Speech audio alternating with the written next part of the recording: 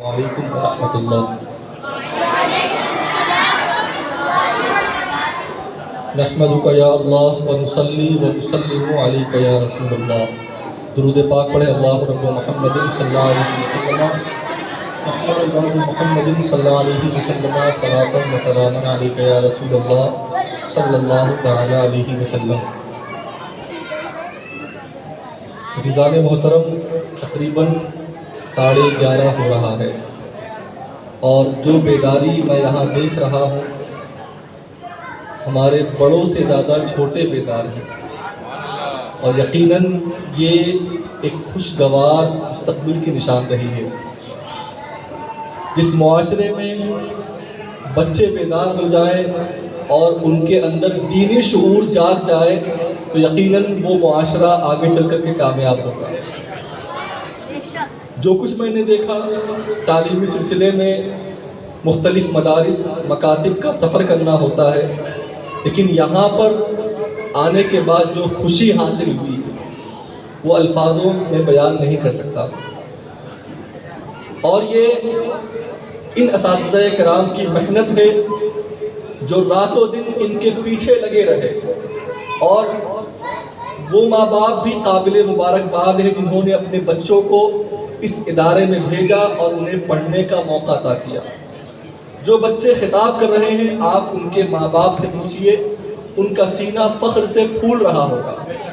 کبھی وہ زندگی میں اس مقام پر کھڑے ہو کر کے 2 لفظ بول نہیں پائے ہوں گے، آج ان کے ننھے منھے بچے اپنے مافی ضمیر کو اتنے اچھوتے انداز میں اور اتنے خوبی کے ساتھ ادا کر رہے ہیں۔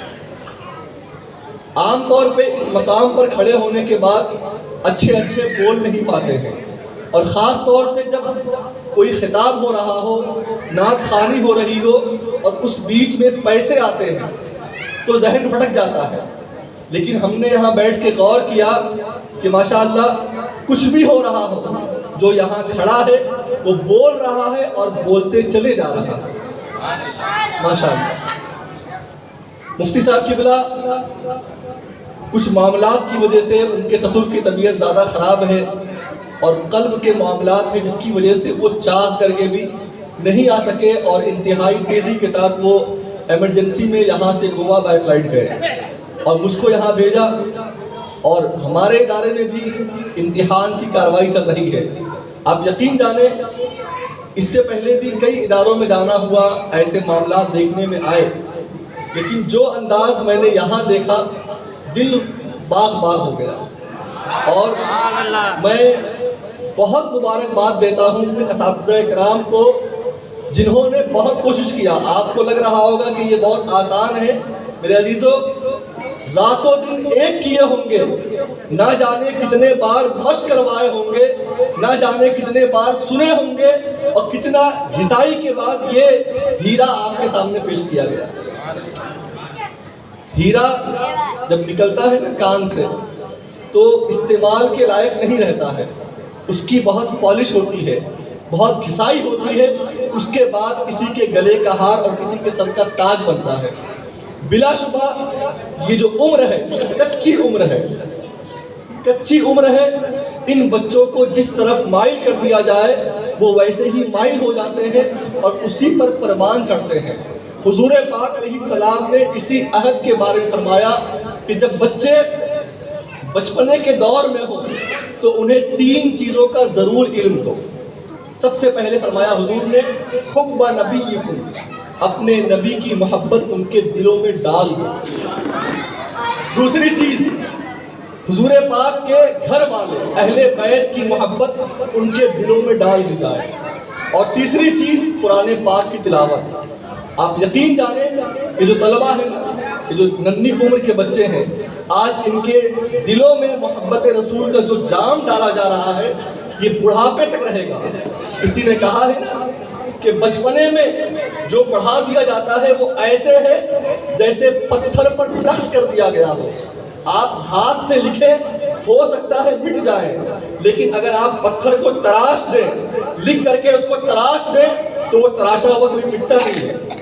بلا شبہ اس عمر میں جو ان کے ذہنوں میں عشق رسول کا جام پلایا جا رہا ہے، یہ مستقبل میں آنے والے دنوں میں ان کو عاشق رسول بنا دے گا اور قیامت تک ان کے ایمان کا محافظ بن جائے گا۔ آج ماشاء اللہ جو ارتداد کی لہر چلی ہے، ذہنوں میں جو خرافات ڈالے جا رہے ہیں، حضور پاک علیہ السلام نے فرمایا کہ بچپن ہی میں بچوں کو سب سے پہلے عقیدے کی تعلیم دی جائے۔ عقیدہ نام ہی ہے اس گانٹھ کا جس کو چاہ کر کے کھول نہ پائے، اور عقیدہ شک نہیں چاہتا ہے، تردد نہیں چاہتا ہے۔ آپ نے ان خطاب میں محسوس کیا، ایک بچی آ کر کے خطاب کر رہی ہے پردے کے اوپر، مزارات پر حاضری کا طریقہ، ایک بچہ خطاب کر رہا ہے عظمت اولیاء کرام پر، اعلیٰ حضرت کی ذات پر۔ اعلیٰ حضرت کی ذات ایمان کی محافظت کی سند ہے، اور ان کی محبت انسان کو ہر فتنے سے، چاہے وہ رافضیت ہو، شیعیت ہو، مولائیت ہو، وہابیت ہو، قادیانیت ہو، میچریت ہو، تمام مذاہب باطلہ سے ممتاز کرنے والی ذات اگر کسی کی ذات ہے تو وہ اعلیٰ حضرت کی ذات ہے۔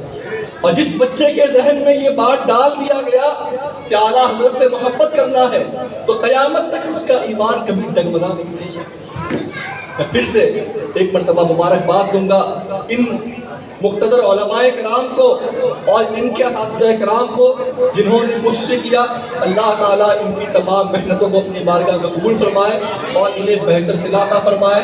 وآخر دعوانا الحمدللہ رب العالمین وما علینا الا البلاغ۔ السلام علیکم ورحمۃ اللہ۔ وعلیکم السلام۔